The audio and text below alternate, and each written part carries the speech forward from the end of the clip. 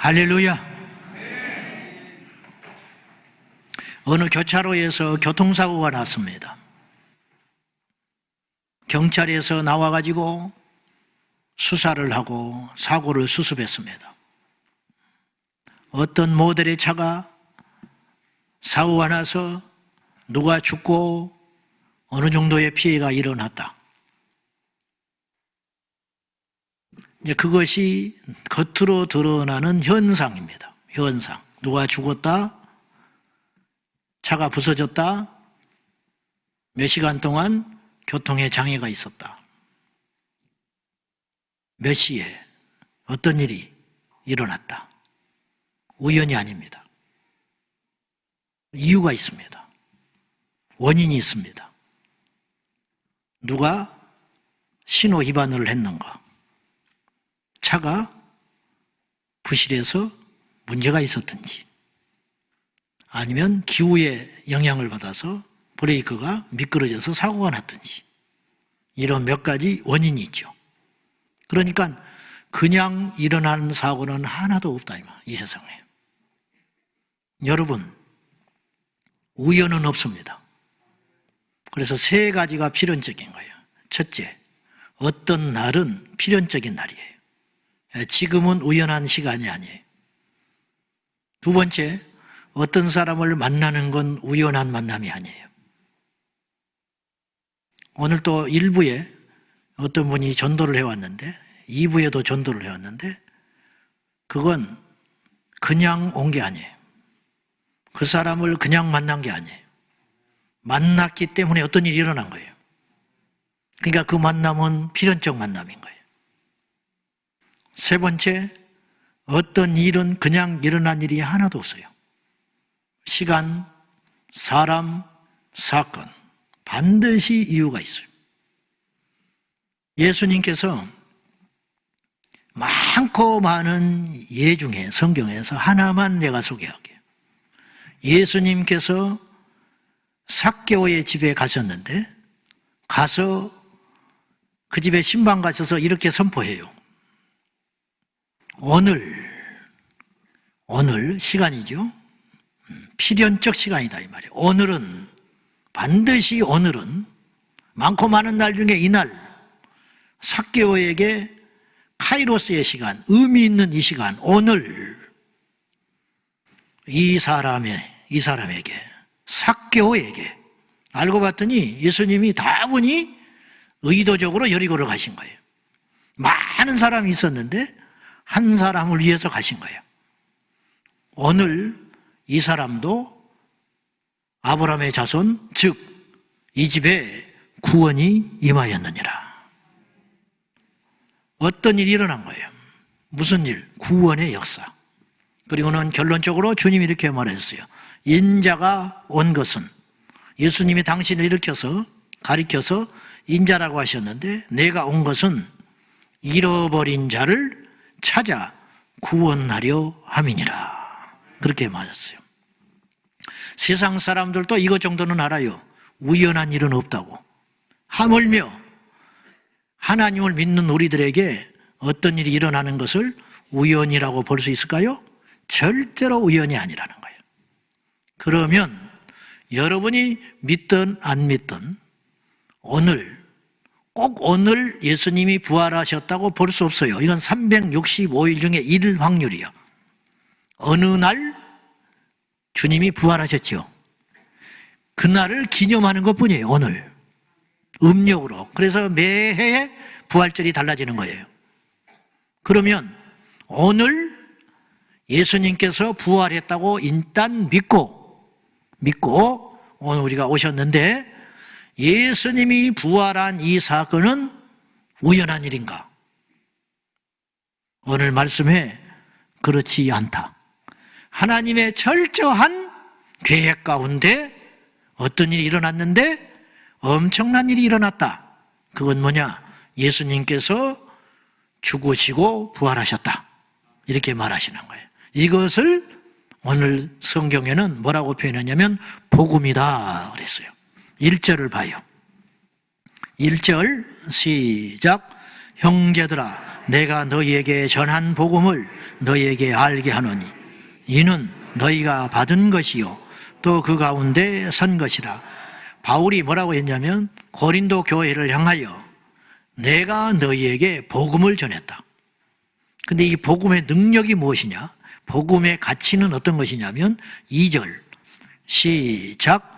너희가 만일 내가 전한 그 말을 굳게 지키고 헛되이 믿지 아니하였으면 그로 말미암아 구원을 받으리라. 2절에 가서 그 말이라는 말로 바꿨어요. 복음이라 그런 뜻이에요. 내가 전한 복음을 굳게 지키고 헛되이 믿지 않았으면 그 복음으로 말미암아 너희가 구원을 얻게 될 것이다. 그러면 그 복음이 뭐냐? 3절과 4절입니다. 시작. 내가 받은 것을 먼저 너희에게 전하였노니 이는 성경대로 그리스도께서 우리 죄를 위하여 죽으시고 장사 지낸 바 되셨다가 성경대로 사흘 만에 다시 살아나사. 성경대로 예수님께서 오셔서 죽으시고 성경대로 약속대로 하나님의 계획대로 이미 말하신 대로 사흘 만에 다시 살아나셨다. 십자가의 죽으심과 부활, 이것이 복음이라 이 말이죠.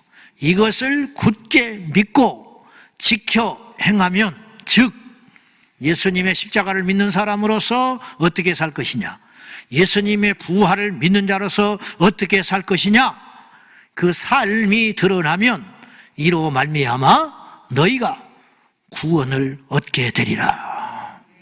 그러니까 구원에는 증거가 있을 수 있어요. 예수 믿는 사람은 증거가 나타나요. 하루를 믿어도 증거가 나타나. 똑같은 상황인데 똑같이 안 쳐다보게 돼요. 똑같은 절망인데 똑같이 절망적으로 해석하지 않아요. 똑같이 좋은 일인데 무조건 좋아하지 않아요. 두려워. 좋은 일이 만났을 때 두려워. 하나님께서 과연 이 축복을 나한테 왜 주셨지? 어떤 절망적인 생각이, 절망적인 상황일 때 믿음으로 사는 사람은 그 절망 속에서도 답을 찾으려고 그래요. 하나님의 뜻이 어디에 있을까? 본능적으로 그 생각이 딱 튀어나와요. 그런 사람은 구원받은 사람이다. 이런 뜻이 되겠어요. 오늘 본문에서 제일 중요한 말은 성경대로, 우연하지 않다는 거예요. 즉흥적이지 않다는 거예요. 성경대로 예수님이 오셔서 죽으셨고 성경의 약속대로 다시 살아나셨다. 그러면 이게 참 조금 우스운 이야기인데 성경이 성경 그러고 있는 거예요. 그죠? 성경 속에서 성경이라는 단어가 나오고 있어요. 그러면 이 성경은 도대체 어떤 성경이냐? 신약에 등장하는 성경은 구약 성경을 말하는 거예요. 구약 성경. 바울이 오늘 고린도전서를 성령 안에서 남길 때 신약 성경은 아직 존재하지 않았어요. 이해되시죠, 여러분? 우리가 갖고 있는 성경보다 훨씬 얇았다 이 말이에요. 구약 성경만 존재했어요. 그러니까 바울이 구약 성경 속에서 예수님께서 구약 성경에 이미 약속한 대로 인간의 몸을 이 땅에 입고 오셔서 죽었다가 구약 성경에 예언된 대로 살아나셨더라, 이렇게 주장하고 있는데 이건 놀랄 만한 일입니다. 왜냐? 성경이 사실이라는 증거가 되기 때문이죠. 여러분, 성경이 사실이면 믿는 우리에게는 이보다 황홀한 일이 없는 것이고 믿지 않는 자에게는 이보다 두려운 일이 없는 거예요. 성경이 사실이라면 하나님이 살아계시다는 뜻이고 성경에 기록된 모든 사건들이 진실한 것이다니 큰일 난 거 아닙니까? 그러면 성경이 사실이라는 주장을 우리만 해도 필요가 없는 거예요. 객관적 증거가 있어야지요. 그 증거는 제가 볼 때 3가지가 있다고 봐요. 첫째, 지금도 발견되고 있는 유물, 역사적 유물이 성경이 사실이라는 것을 밝힌다. 다시 말해서 홍해가 갈라지는 사건을 사람들은 믿지 못해요. 어떻게 홍해가 갈라지냐는 거예요.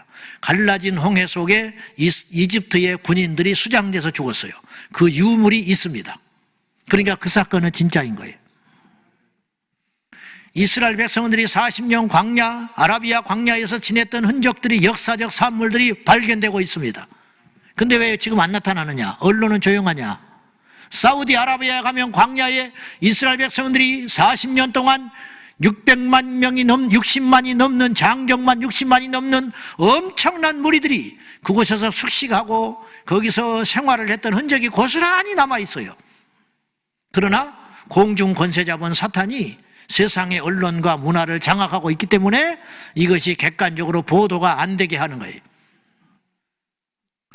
이 땅의 모든 성은 무너지는데, 고대의 성이 무너졌는데 조사를 해보면 100% 성이 벽이 밖에서 안으로 무너졌어요. 왜냐? 밀고 들어가서 무너뜨렸으니까. 근데 여리고 지역의 한 성만 특이하게 안쪽에서 밖으로 무너진 유물터가 발견됐어요. 이게 뭐냐? 여리고 성이 무너지는 거예요. 왜냐? 하나님이 무너뜨렸기 때문에. 사람이 무너뜨리는 건 안으로 무너지는데 하나님이 무너뜨렸기 때문에 그것도 하나님께서 사인으로 남겨놨다고 보는데 밖으로 무너져 버린 거예요. 이런 일들이 엄청나게 많습니다. 이스라엘이 독립을 했습니다. 1948년에.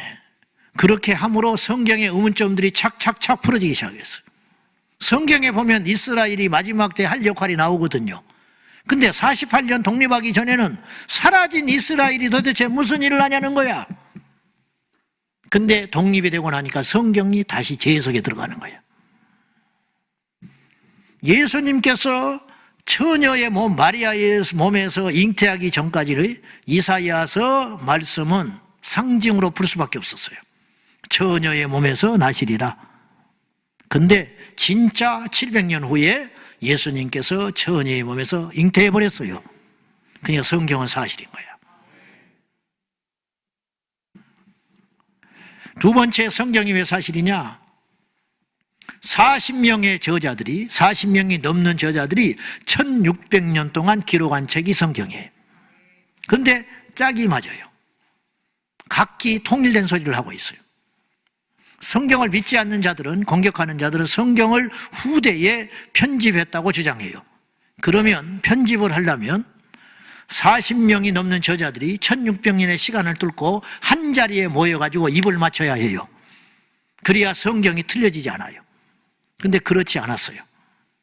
심지어 오늘 사도 바울조차도 고린도전서를 남길 적에 훗날에 자기가 남긴 이 편지가 성경이 될 줄 모르고 순수하게 고린도 교회에 걱정이 돼서 편지 보낸 것 뿐이에요. 근데 일치가 돼요. 이걸 어떻게 해석할 거냐는 거예요. 세 번째, 성경이 사실일 수밖에 없는 증거는 조금 전에 언급했다시피 성경이 성경을 예언하는 내용이 있어요. 근데 그것이 이루어져요. 성취되는 이야기로 가득 차요. 그래서 성경은 부정할 수 없는 진실된 책이다. 그 성경이 오늘 이야기합니다. 예수님이 성경대로 죽으러 오셨다. 죽으셨다. 그러면 바울이 구약 성경을 인용한 거거든요. 구약 성경을 보니까 바울은 어릴 적부터 구약 성경에 능통한 자 바리새인이에요. 그러니까 예수님께서 죽으심을 믿고 나니까, 부활하심을 목격하고 나니까 구약 성경이 열리기 시작한 거예요. 그전에는 지식으로만 들었는데, 그래서 구약 성경의 말씀을 가져온 거예요. 자기가 볼 때 구약의 이 말씀이 예수님의 죽으심으로 성취되었더라. 그 말씀이 어떤 구절이냐? 많은데 오늘 제가 한 가지만 말을 할게요. 이사야서 53장 9절이에요. 다 같이 시작. 그는 강포를 행하지 아니하였고 그의 입에 거짓이 없었으나 그의 무덤이 악인들과 함께 있었으며 그가 죽은 후에 부자와 함께 있었도다. 그는 누구냐? 예수 그리스도인데, 그분은 한마디로 강포를 못된 짓 하지 않았고 악한 짓을 하지 않았고 거짓말도 하지 않았는데 죽었다. 억울하게 죽었다. 근데 죽으실 적에 두 가지의 사건이 성취되었다. 이사야서 53장, 주님께서 죽기 전 700년 전에 이미 예언을 해놨는데 그것은 무엇이냐? 바로 그가 죽으실 적에 악한 자들과 함께 죽었다. 그래서 무덤이 악인들과 함께 있었다. 그 말은 좌우에 악한 자 2명과 함께 주님이 죽었잖아요. 그 다음에 또 하나가 성취되었는데 그건 뭐냐? 부자들의 무덤에 장사 지내리라. 이게 도대체 무슨 일이냐? 마태복음에 보면 아리마대 출신 부자 요셉이 예수님을 위해서 무덤을 제공하는 내용이 나와요. 여러분, 이것도 이해할 수 없는 일이에요. 사실은. 왜냐? 요셉이 아무리 부자라 해도 예수님께 무덤을 제공해야 할 이유가 하나도 없어요. 왜냐? 예수님은 죄인으로 낙인 찍혀 죽었기 때문에 그에게 호의를 베푸는 것은 자기한테 유득될 게 하나 없어요. 조금만 생각이 있으면 무덤을 제공함으로 자기가 구설수에 오를 이유가 하나도 없고 그 재산을 낭비할 이유가 없는 거예요. 근데 요셉이 그걸 제공했어요. 왜 그런지 아세요? 하나님이 이 말씀을 성취시키려고 한 거예요. 스가랴서에 보면은 예수님이 예루살렘 입성할 적에 어린 말을 타고 입성하리라고 예언해 놨어요. 그걸 성취해야 해요. 그래서 어떻게 됐느냐? 예수님이 예루살렘 입성하기 직전에 제자들에게 명했습니다. 가서 어디에 가면 아무도 타지 않는 순결한 말 새끼가 있을 거야. 그거 가져와. 근데 제자들이 난감한 거예요. 돈도 안 주고 가서 가져오라고 그래. 돈도 안 주면서. 그러니까 멀무먼한 거예요. 그러니까 주님이 또 이렇게 말했어요. 가서 주가 쓰시겠다고 해. 그러면 줄 거야. 그러니까 제자들이 간 거예요. 갔더니 나귀가 기다리고 있었어요. 나귀 새끼가. 주인은 예수님과 아무 상관이 없는 자예요. 만약 상관이 있는 자였으면 주님이 이렇게 말하셨을 거예요. 아무개에게 가서 가져와라. 근데 상관없는 자니까 그냥 가져오라 했어요. 그 나귀 주인은 이 나귀 새끼를 왜 이렇게 준비했는지, 그리고 낯선 이 사내 애들에게 이 나귀 새끼를 왜 주는지 자기도 모르는 채 내줬어요. 그 마음을 누가 주장했을까요? 하나님께서. 이런 일이 오늘날도 일어나고 있다니까요. 제가 시간이 없어서 다 말 못해요. 이래도 성경이 거짓입니까? 말씀하시고 성취했다는, 말씀하시고 성취했다. 성경대로 우연히 죽은 것도 아니고 억지로 죽은 것도 아니고 말씀에 이렇게 기록했는데 다른 모습으로 죽으신 것도 아니고 말씀에 기록된 대로 죽으시고 말씀에 기록된 대로 다시 살아나셨느니라. 그러면 다시 살아났다는 구절은 어디가 있냐? 많고 많은 구절 중에 한 구절만 보겠습니다. 다니엘서 12장 2절. 다 같이 시작. 땅의 티끌 가운데에서 자는 자 중에서 많은 사람이 깨어나 영생을 받는 자도 있겠고 수치를 당하여서 영원히 부끄러움을 당할 자도 있을 것이며. 자, 다니엘은 무엇을 언급했냐? 인생은 잠시 죽어서 티끌로 돌아가는 것 같지만 결국은 반드시 살아나리라. 근데 살아나는 종류가 두 종류가 있다는 거예요. 여러분, 절대 속지 마세요. 사람은 죽음으로 끝나는 게 아니에요. 잠깐 안 보여. 그런데 때가 되면 인생은 죽으면 티끌로 돌아가거든. 너는 흙에서 왔으니 흙으로 돌아갈지니라. 그래서 흙으로 돌아가게 돼 있어요. 그래서 썩을 몸이다 그러는 거예요. 이 썩을 몸. 얼마나 진리를 잘하는지 우리 옛날 어른들이 자기 자식을 보고 이 썩을 놈아 그래서 성경도 몰랐는데 이 썩을 놈이야, 썩을 놈아. 도대체 이 지혜는 어디서 온 걸까? 그래요. 우린 썩을 놈이야. 그러니까 누군가 나에게 이 썩을 놈아, 그건 욕이 아니야. 그건 진리야. 알겠죠? 그러니까 기분 나쁠 필요가 없어요. 여러분은 다 썩을 분들입니다. 욕 아닙니다. 욕이 아니라니까. 그건 사실이에요. 썩을 놈이에요. 왜 기분 나빠? 썩을 사람한테 썩을 놈이라고 말하는 게 왜 기분 나빠? 자, 우리가 다 썩어서 흙으로 돌아가요. 우리 선배들이 다 그렇게 돌아갔어요. 근데 돌아간 걸로 끝나지 않는다는 거예요. 다니엘은 뭘 알았냐? 언젠가 그 티끌에서 부활하게 되리라. 근데 모든 인간은 부활한다는 거예요. 예수 믿는 자만, 하나님을 믿는 자만 부활하는 게 아니고 믿지 않는 자도 부활한다는 거예요. 왜 부활하느냐? 심판받기 위해서 부활한다는 거예요. 얼마나 이게 잔인한 일이고 무서운 일입니까? 억지로 살려내버린다는 거예요. 왜? 심판하기 위하여. 어떤 범죄 행각을 저지른 자가 무시무시한 죄를 지어놓고 자해를 해버려요. 잡히면 자기가 사형당하고 잡히면 자기 이름이 오르내리는 게 싫어서 큰 죄를 홧김에 저질러 놓고 자기가 스스로 음독 자살을 해버려. 칼로 막 자해를 해버려. 그리고 숨통이 끊어지기 직전까지 됐어요. 그러면 국가에서는 이 사람을 피 같은 세금 들여가지고 살려내버려요. 억지로. 그냥 놔두면 죽는데 살려내요. 이뻐서 살리는 게 아니에요. 왜 살립니까? 벌 주려고. 하나님도 그러신다 이 말이에요. 그냥 놔둬도 지옥에 가서 영영 심판받게 되는데 살려내서 판결받은 다음에 지옥에 집어넣어버린다는 거예요. 그래서 선한 자는 선함을 위해서 부활하고 악한 자는 심판받기 위해서 부활하는 거예요. 얼마나 무서운 일입니까? 그래서 티끌 가운데 부활하게 되리라. 여기서 바울이 주장하는 건 뭐냐면 이 말이에요. 예수님께서 부활했다는 직접적 언급은 구약 성경에서 안 가져왔지만 바울이 무슨 말을 하냐면 모든 인간은 부활한다. 하물며 하나님의 아들 예수님께서 부활하는 것이 뭐가 이상하냐? 그 논리를 펴고 있는 거예요. 그래서 오늘 고린도전서 15장 13절에서 이렇게 말씀을 하세요. 다 같이 시작. 만일 죽은 자의 부활이 없으면 그리스도도 다시 살아나지 못하셨으리라. 죽은 자가 부활이 없다면 예수님도 안 살아나셨을 거야. 그러니까 우리가 흔히 이제 저도 그런 표현을 써왔고 지금도 앞으로도 쓸 것이지만 예수님이 부활하셨으니까 우리도 부활합니다. 이 말이 틀린 말 아니죠. 근데 역설적으로 이렇게 표현할 수도 있어요. 우리 모두가 모든 인간은 선하든 악하든 어떤 목적을 위해서 다시 부활할 것인데 예수님이 부활하는 게 뭐가 이상하냐 이렇게 표현할 수도 있는 거죠. 바울은 그 논리를 펴고 있는 거예요. 그런데 사람들은 그 당시 어찌하여 사람이 죽으면 끝이지 부활할 수 있냐 오늘날처럼 그렇게 믿고 있었다는 거예요. 바울은 그 생각을 고치고 싶은 거예요. 그렇지 않다. 오늘도 마찬가지. 여러분 속지 마시오. 모든 인간은 부활합니다. 예수님도 부활하셨습니다.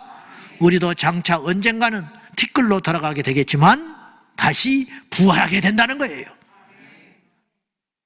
그렇다면 성경대로 죽으시고 성경대 약속대로 살아나신 예수님의 십자가와 부활은 오늘 우리에게 어떤 의미가 있는가? 이걸 따져봐야 돼요.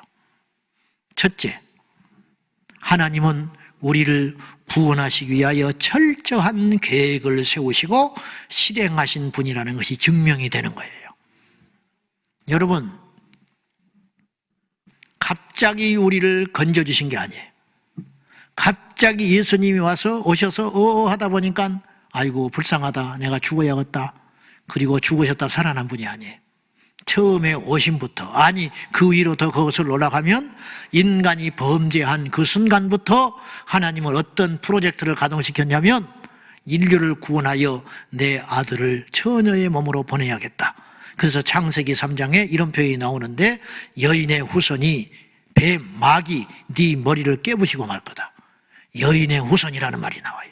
여자의 후손, 동정녀의 탄생. 저와 여러분은 모두 남자와 여자의 후손이라니까요. 오직 여자의 후손이라는 표현을 쓰는 분은 예수님밖에 없는 거예요. 이 말씀을 이미 지금부터 3000년 전 모세 입을 통하여 기록을 했다는 거예요. 과학을 뛰어넘는 거예요. 상식을 뛰어넘는 거예요. 왜? 하나님은 과학도 상식도 그 모든 것도 능히 바꿀 수 있는 절대자이시기 때문인 거예요. 그래서 주님은 치밀하게 계획을 세우셨어요. 주님은 아주 꼼꼼하신 분이에요. 우리의 머리털까지 다 세신 분이니까 어느 정도로 꼼꼼한지 아시겠죠. 그 세밀하신 주님이 우리를 구원하시기로 작정하시고 프로젝트를 가동하시고 어떤 일을 만나게 하시고 어떤 사람을 만나게 하시고 어떤 상황을 몰아넣게 하셔서 결국은 예수님을 만날 수밖에 없는 구조로 우리를 몰아가셨다. 그리고 오늘 이 자리에 우리가 있는 거예요. 그건 다른 뜻으로 무슨 뜻이 되냐면 하나님이 우리를 이렇게 챙기시고 마음에 두시고 사랑하셨다는 뜻이 되는 거예요. 우리 하나가 무엇이라고? 우리 하나를 건지기 위하여 치밀하게 이 인류 역사가 시작되기 전부터 행동하시고 마음 먹으시고 계획하셨다. 그렇게 사랑하고 존귀한 존재예요. 두 번째, 주님께서 약속대로 성경대로 죽으시고 살아나셨다는 것은 우리에게 어떤 소망과 희망을 주느냐면 성경에 이미 말씀하셨지만 아직 성취되지 않는 모든 미래의 예언도 곧 우리의 현실이 될 거라는 확신을 주는 거예요. 성경에는 이루어진 사건이 있고 아직 이루어지지 않는 사건이 있고 이루어질 사건 중에서도 나쁜 사건이 있고 복된 사건이 기다리고 있어요. 이를테면 앞으로 일어날 일에 대하여 주님께서 예언하시기를 난리와 난리가 일어날 거고 기근이 일어날 것이고 어떤 믿음 생활하기가 더 힘들어지는 시대가 나타나게 될 거고 사람들은 질서가 깨져서 자식이 부모를 대적하게 될 것이고 돈만 사랑하는 흉악한 세상이 될 것이다. 이게 이제 나쁜 예언이거든요. 근데 이런 일이 일어나요. 다니엘서에 보면 지식이 많아지고 사람들의 왕래가 빨라지리라. 이것도 성취돼 가고 있어요. 도대체 이런 표현을 어떻게 쓸 수 있는 겁니까? 말씀만 가능한 거예요. 그리고 마지막 성취되지 않은 하나의 약속이 있는데 우리 주님이 우리를 데리러 오신다는 약속. 이것이 2000년 동안 지금 진행되고 있는 거예요. 그래서 이 시대는 우리는 지금 어느 시대에 살고 있냐면 영적으로 해석을 하면 2021년 4월 4일이라고 볼 수 있지만 영적으로 이 시점은 어떤 시점이냐면 예수님의 철임과 재림 사이에 우리가 서 있는 거예요. 이제 인류 역사의 마지막 정점을 향하여 우리가 달려가고 있는데 그 정점은 이것 하나로 끝나게 될 거예요. 예수 그리스도의 다시 오심. 우리를 데리러 오신다고 약속하셨거든요. 내가 너희를 위하여 처소를 예비하러 가노니 집 지으러 가신다고 그랬어요. 그것이 다 준비되면 내가 너희를 데리러 와서 나 있는 곳에 너희도 있게 하리라. 함께 영원히 살자. 그 소망의 날을 우리가 기다리고 있는 것입니다. 그러므로 여러분 낙심하지 마시오. 그러므로 여러분 너무 기뻐하지도 마시오. 왜냐? 우리가 나그네 길을 걷고 있는 것이기 때문에.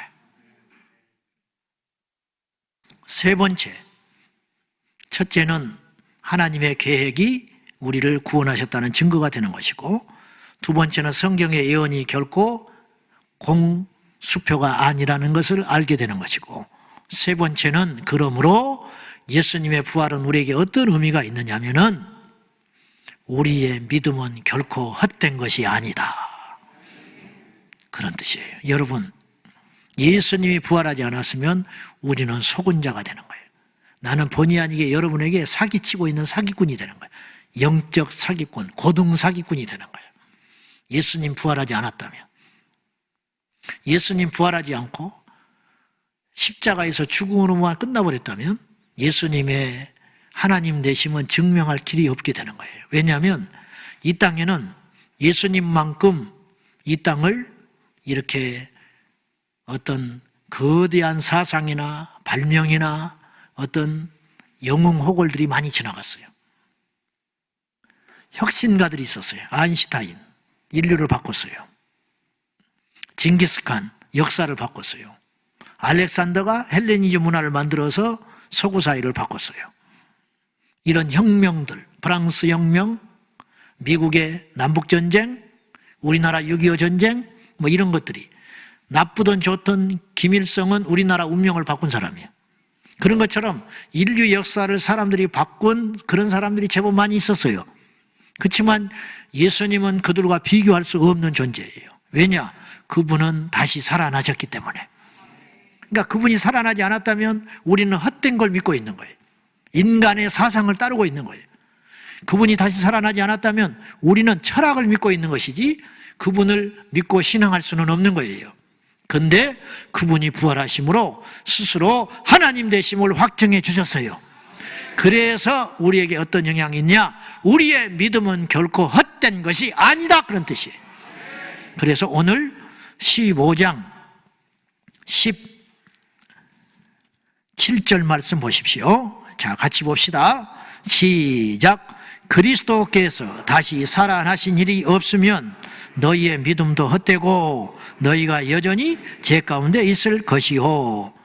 주님이 부활하지 않았으면 우리의 믿음은 헛것이 되는 거예요. 아무리 노력을 해도 헛일이야. 봉사해도 헛일이야. 죽어도 헛일이야. 죽어도 헛된 죽음. 그리고 우리가 여전히 죄 가운데 머물고 있을 것이라는 거예요. 근데 그분이 부활하심으로 죄를 이겼고 그분이 부활하심으로 우리의 믿음을 확증시켜 주셨다는 거예요. 아하! 우리의 믿음은 헛된 것이 아니구나. 이대로 믿기만 하면 그분의 약속대로 다 이루어지는구나. 얼마나 놀라운 것입니까? 논리적으로 조금만 생각해 보시라는 거예요.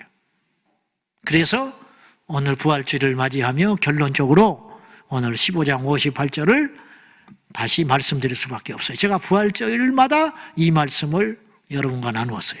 58절 다 같이 시작. 그러므로 내 사랑하는 형제들아 흔들리지 말고 항상 주의 일에 더욱 힘쓰는 자들이 되라. 이는 너희의 수고가 주 안에서 헛되지 않은 줄 알미라. 아멘. 그러므로 고린도전서 15장이 제법 길어요. 근데 주제가 하나예요. 부활. 부활에 대한 말씀을 쭉 증거한 다음에 최종적으로 그러므로 예수님 부활했다면 우리는 어떻게 살아야 되냐? 두 가지를 실행하고 살아라. 첫째, 견실하여 절대 흔들리지 말아라. 오늘 흔들린다는 말은 무슨 뜻이냐면 의심한다는 말이에요. 흔들린다는 말은 무슨 말이냐? 실족하여 떠나버린다는 말이에요. 흔들린다는 말은 흔들리면 뽑히잖아요. 큰 나무도 흔들렸다 그러면 뽑히게 돼 있어요. 이빨도 흔들리면 뽑히게 돼 있어요. 사람도 흔들리면 뽑혀요. 어떻게 뽑히냐? 주님께로부터 뽑혀가지고 세상으로 다시 가버린다 이 말이에요. 그런데 오늘 주님은 말씀하셔요. 성령 안에서 너희가 부활을 믿는다면 그러므로 견실하여 흔들리지 마라. 여기서 흔들리지 않는다는 표현은 직역을 하면 어떤 뜻이 되냐면 이동이 불가능하게 만들어라, 그런 뜻이에요. 이동이 불가능해. 세상이 우리를 흔들어요. 마귀가 우리를 흔들어요. 와서 막 흔들어. 근데 이렇게 서버리라는 거예요. 아예 저 사람은 이동이 불가능해. 저 사람은 건드려봤자 우리만 손해야. 가난하게 해봤자 안 통해. 병을 줘도 안 통해. 사람을 통해서 낙심하게 만들어도 안 통해. 야야야 빨리 가. 저 사람 흔들 바에는 그 시간에 다른 사람 흔드는 게 나아. 마귀로 하여금 그렇게 인식을 시켜버려라. 하나님과 나 사이의 사랑을 누가 빼앗으리요? 누가 흔들리요? 나의 믿음을 누가 흔들어? 주님이 부활하셨는데 내가 왜 그 사람 때문에 내가 하나님을 떠나야 돼? 내가 왜 그 사건 때문에 하나님을 떠나야 돼?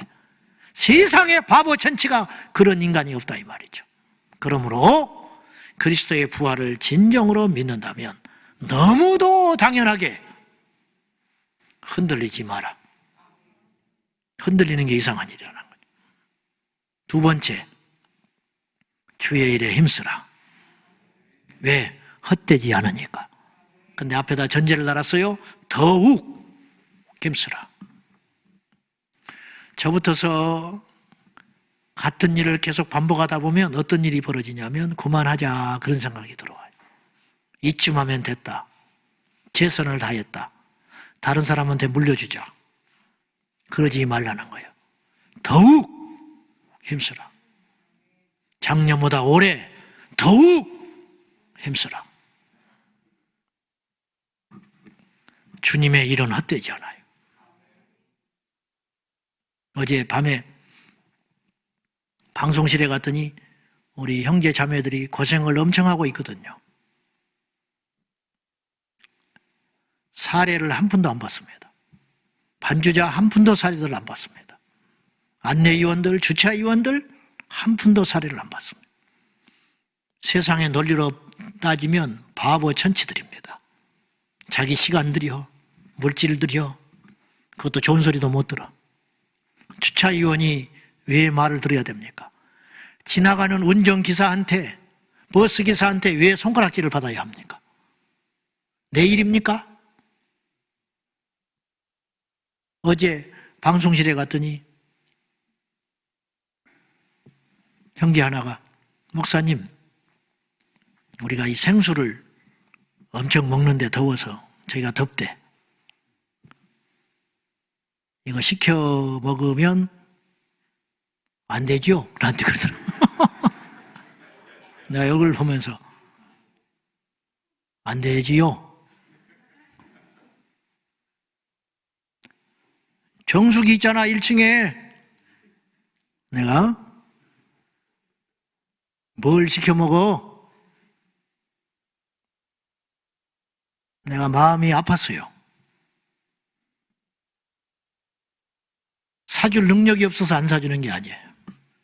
정신을 가르치려고. 니네들이 여기서 사 먹기 시작하면 모든 부서에서 생수를 사 먹어. 돈이 문제가 아니고. 그럼 보세요. 저들이 자기 돈으로 간식 먹고 차비 쓰고 또 욕은 욕대로 들어 먹어요. 소리가 좀 이상하다. 그럼 내 인상을 팍 쓰거든요, 내가. 조금 뭐가 늦었다. 뭐 자막이 틀렸다. 그러면 내가 그냥 안 두거든요. 도대체 내가 왜 이렇게 큰 소리 치죠? 저들이 뭐 때문에 저렇게 봉사하고도 저렇게 혼이 나야 되는 거지요? 제가 뭘 믿기 때문에 그렇죠? 도대체 내게 뭐가 이렇게 당당하다고 내가 이렇게 저들한테 함부로 하는 거죠? 남의 귀한 아들, 딸들을 데려다가? 이유는 두 가지인데, 하나는 내 뒤에 하나님이 계시기 때문이고, 두 번째는 천국과 지옥이 있기 때문이에요. 그래서 어떤 수고도 수고가 아니다. 어떤 희생도 희생이 아니다.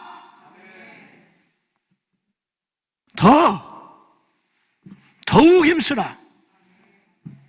그래서 믿어주지 마세요. 믿으세요.